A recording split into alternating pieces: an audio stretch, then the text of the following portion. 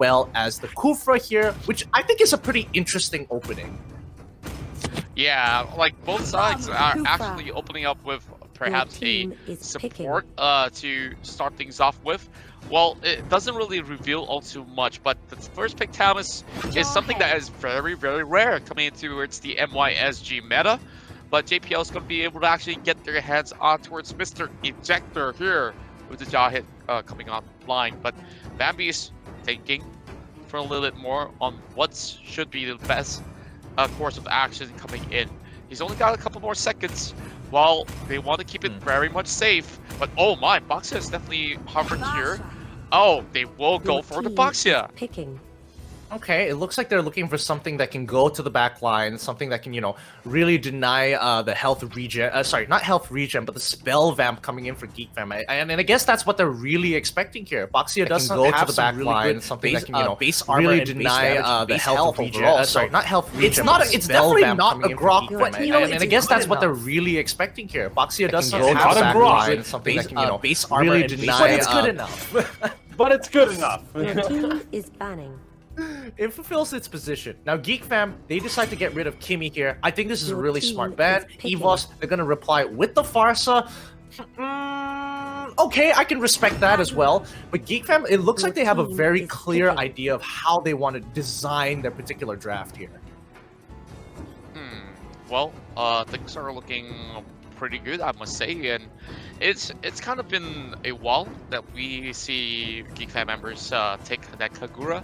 But, you know, both sides can actually play a very good Kagura matchup in that sort of sense. And, you know, back in my mind, earlier, I did have a thought in my head that Rafaela won't be all too bad at all. But now that they did bring up the Rafaela, we're looking at this sort of composition that has enough sustain, quite enough of damage output as well. But once again, a lot of pressure put on towards the marksman for EVOS SG. And I'm not so sure if Geek Fam's going to go for an Alucard right here, but it'll be interesting if they can actually go for this. Oh. What is going on? I'm so confused. What's going on, man? Wait a minute. Why? No, you can't be serious. I'm guessing that they really want to try something out ever since they got one win already, so why not have fun? Like, look at Zorn's face! He's plotting something. He has a smirk, and he looks towards the face of Feeks, and he's like, okay, they didn't see this one coming, and now, Max a surprise. Let's see whether or not can Geek Fam actually emerge as the winners of the series to face off against Resurgence. It comes down to one thing, Contract. Can they actually finish this off early game for EVOS? Because if they don't late game, you have two marksmen to deal with. And we're talking about slippery marksmen. One marksman that can dash super fast, and the other marksman who can literally fly and you can't even touch him.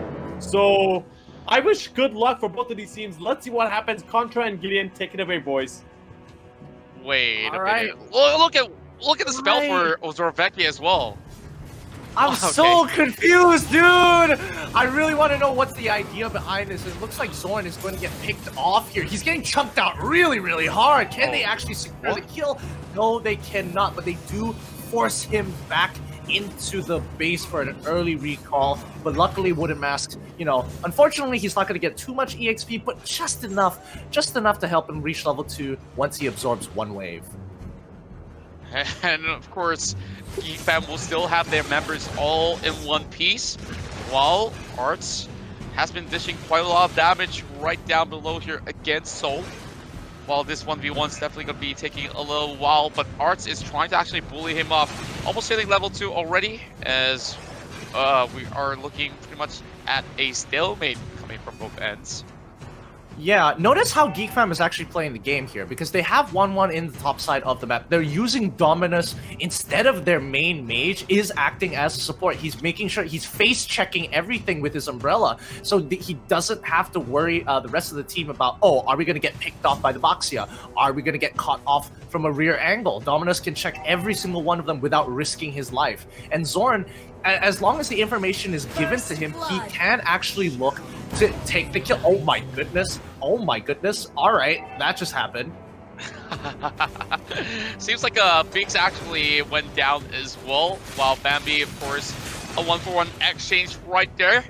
While Arts getting a little bit of that 2 versus 1 pressure, but it seems to be pretty much fine as Loon tends to babysit him very well. Fossa possibly will come up pretty strong later on when he got that perfect depth Sonata to blow, and there we go.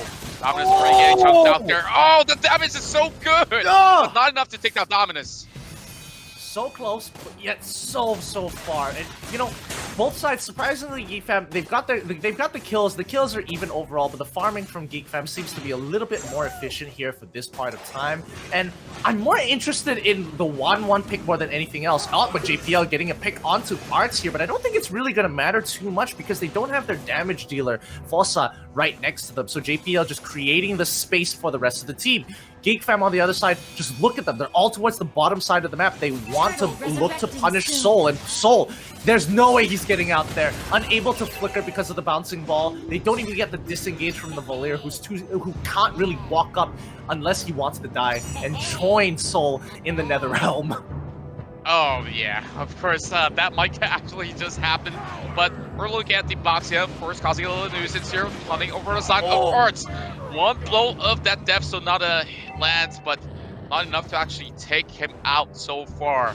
But we're looking at that sort of a goal still advantage given towards the side of Geek Fam for now, but EVOS is trying to raid the jungles. And there we go, 1 buff in the hands of Fossa. Okay, that's looking pretty good here, but overall, you know, Geek Fam still have a little bit of a lead. This could easily change in just 1 quick team fight, and I'm kind of waiting for that team fight to happen. Like, I'm kind of sitting here anticipating that Geek Fam is hoping that EVOS makes a mistake and they're looking to punish here, but overall, it's just a scary situation. Just look at how much damage has been put into this bottom tier 1 by Zoraveki. Yeah, so much of that damage output, and here comes Fix as well, hoping to actually catch the unsuspecting victim. Am I just having like a fervor dream? Am I on like some kind of narcotics that I don't understand? What is going on in this game? Zoraveki is getting away with way too much here, and I feel like the rest of EVOS could look to punish, but you know, Geek Fam is just holding on their own very, very well as EVOS loses another member on the top side here. Soul, the next to fall.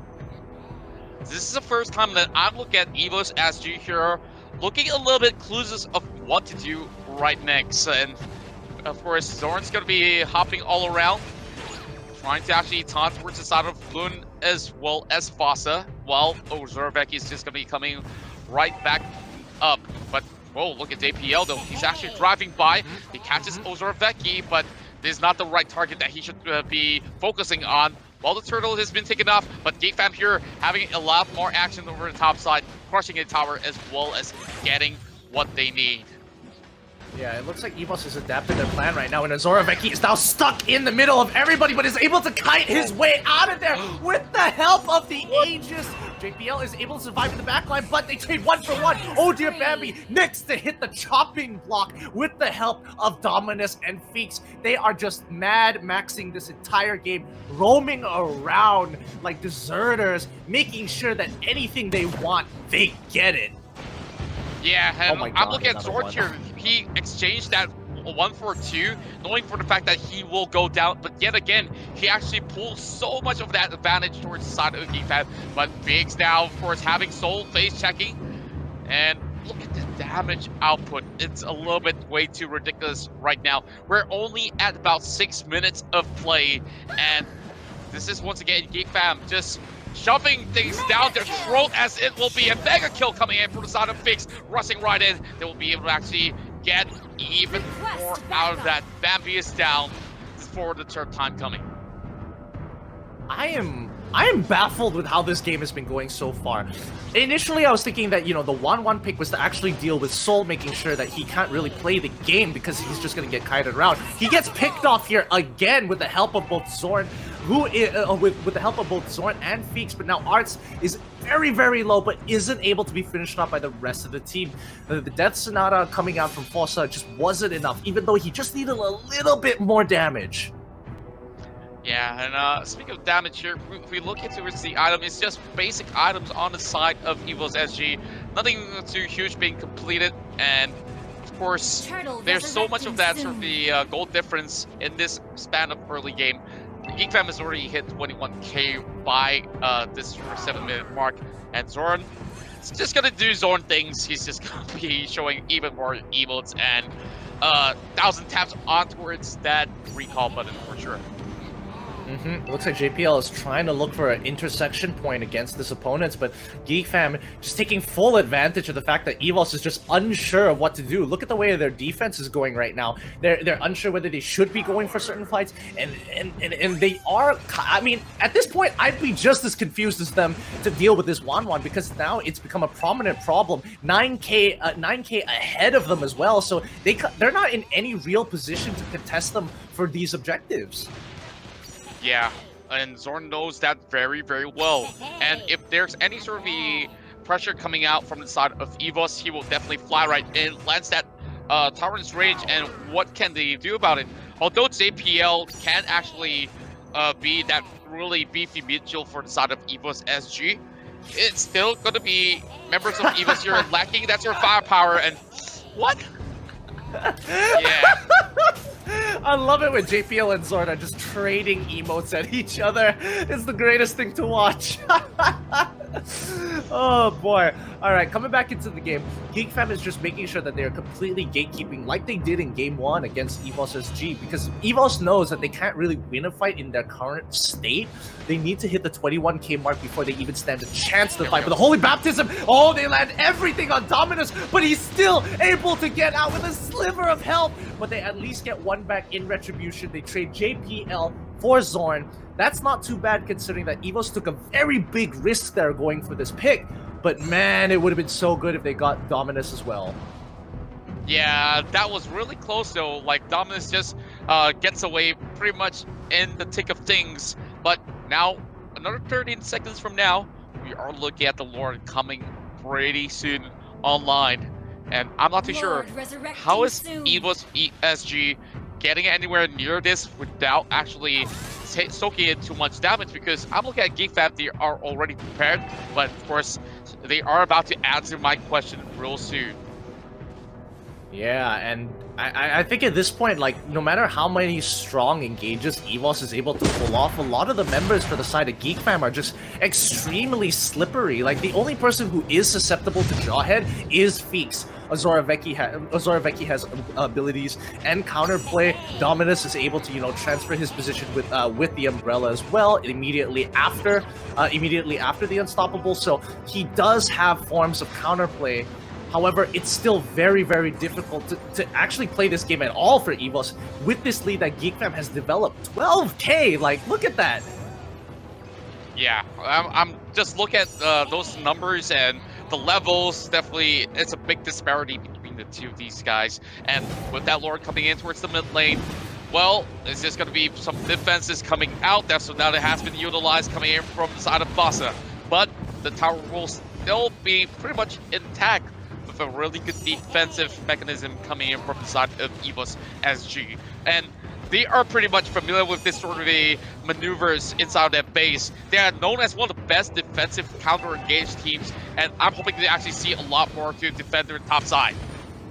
Oh, can they actually get that last hit? No, they cannot. Azoraveki walks away and they lose their mid inhibitor for this JPL. He's really dangerously low, but luckily he pops down the Revitalize super early to give him that little bit of regeneration that he needed before Feeks got his last proc. And now, again, another inhibitor turret on all sides are just being completely decimated here. Lun, the next to fall to the chopping block. JPL, he's in the middle. He's already activated the Toys Poissons to deny the healing, but it might not be enough with two marksmen dancing around EVOS SG like puppets on a string. Geek Fam taking full control over this game and looking to end out with a very clean 2-0 because this game was absolutely nasty from Geek Fam. Weird picks wins games apparently, but their preparation is top notch. Well, what can I say? This victory has been earned, and Geek Fam will triumph over EVOS SG in the perfect 2-0. Yo, Geek Fam just smurfed on EVOS SG there. I don't know what happened to EVOS SG. I'm probably going to rewatch the VODs to understand what exactly happened. And yeah, Geek Fam should be very happy because that was a super strong performance. Bruh, did you guys see Feeks pointing 2 fingers, 2-0, 2-0? Oh Hell my yeah. goodness gracious. Guys, what is going on? Okay, let's analyze this. We had okay, basically, Lun has the highest amount of kills in EVOS. Lun. Raphael